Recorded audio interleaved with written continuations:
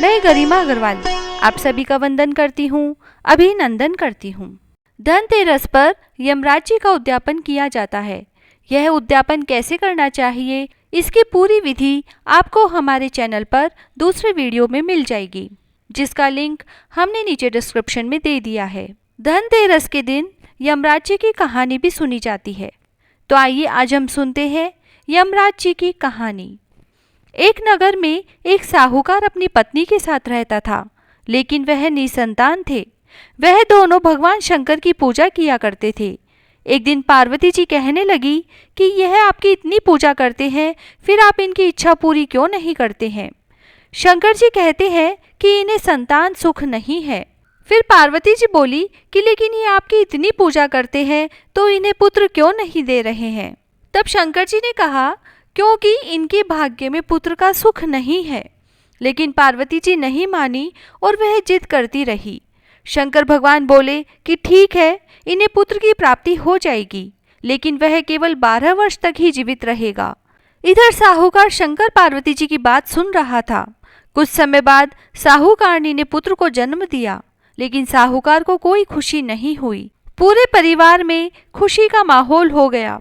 उनका बेटा बड़ा हुआ तो साहूकारनी कहने लगी, मैं अपने बेटे का ब्याह रचाऊंगी।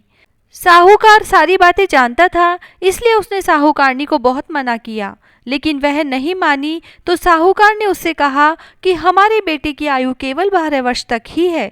और साहूकार ने शंकर पार्वती जी की सारी बात साहूकारनी को बताई। साहूकारनी यह जानकर बहुत दुखी हुई, लेकिन फिर कहने लगी कि कोई बात नहीं, मैं इसका ब्याह करके अपने मन की तो कर लूं। साहूकार ने बेटे का विवाह कर दिया। घर में बहू आ गई और उन दोनों ने बहू को सारी बात बता दी कि उनके बेटे की आयु केवल 12 वर्ष की है। बहू ने कहा कि कोई बात नहीं, मेरे भाग्य में जो लिखा था वही हुआ, लेकिन अब हम तीनों मिलकर शंकर पार्वती जी की पूजा किया करेंगे और उनसे वर मांगेंगे कि वह मेरे पति की आयु लंबी कर दे। ऐसा सोचकर उन्होंने हर रोज पूजा प्रारंभ कर दी। एक दिन ऐसा भी आ गया कि जब लड़के की आयु पूरी हो गई और यमराज साहूकार के बेटे को लेने आ गए, तो साहूकार ने कहा कि मेरा पुत्र अपनी पत्नी के साथ है। यमराज उसकी पत्नी के पास गए तो वह बोली, अभी तो मेरे पति ने जीवन का कोई सुख नहीं देखा, आप उसे लेने आ गए। यमराज बोले कि इसकी इतनी ही आयु थी जो यह भोग चुका है। तब पत्नी ने शंकर पार्वती जी से प्रार्थना की कि हे भगवान, क्या ऐसा कोई उपाय नहीं है कि मेरे पति की आयु लंबी हो जाए। तब यमराज बोले कि ऐसा नहीं हो सकता, लेकिन भगवान जी बोले कि तुम यमराज के नाम का काला कंबल, लोहे का तसला और 5.25 रुपये उठाकर रख दो।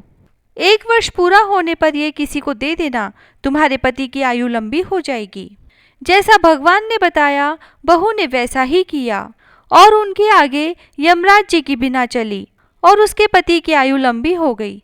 हे शंकर भगवान, पार्वती माता, हे यमराज देवता, जैसा आपने बहू को दिया वैसा सबको देना। कहता ने सुनता ने हुकारा भरता ने सारे परिवार की रक्षा करना। विनायक जी की कहानी। एक बुढ़िया माई थी, मिट्टी के गणेश जी की पूजा करती थी। मिट्टी के गणेश जी रोज बनाए, रोज गल जाए। एक सेठ का मकान बन रहा था। वो जाकर मिस्त्री से बोली कि मेरे लिए एक पत्थर का गणेश बना दो। मिस्त्री बोले, जितने हम तेरा पत्थर का गणेश गढ़ेंगे उतने में अपनी दीवार न चीनेंगे। तो बुढ़िया को बड़ा गुस्सा आया और बोली कि राम करे तुम्हारी दीवार टेढ़ी हो जाए। अब उनकी दीवार टेढ़ी हो गई। अब वो दीवार चीने, टेढ़ी हो जाए वो ढा देवे, वो दीवार चीने, टेढ़ी हो जाए और वो ढा देवे। इस तरह करते करते शाम हो गई। शाम को सेठ आया। उसने कहा, आज कुछ भी नहीं किया। वो कहने लगे, एक बुढ़िया आई थी, वो कह रही थी मेरा पत्थर का गणेश गढ़ दो। हमने नहीं गढ़ा तो उसने कहा तुम्हारी दीवार टेढ़ी हो जाए। तब से दीवार सीधी ही नहीं बन रही है, बना देते हैं और तोड़ देते हैं। तब सेठ जी बुढ़िया के घर गए और उससे कहा कि हम तेरा सोने का गणेश जी गढ़ देंगे, हमारी दीवार सीधी कर दो। जैसे ही ये बात गणेश जी ने सुनी तो दीवार सीधी हो गई। तब सेठ जी ने बुढ़िया को सोने के गणेश जी गढ़ा दिए। हे गणेश जी महाराज, जैसे सेठ की दीवार सीधी करी वैसी सबकी करना। कहता ने सुनता ने हुकारा भरता ने सारे परिवार की रक्षा करना। जय श्री राधे।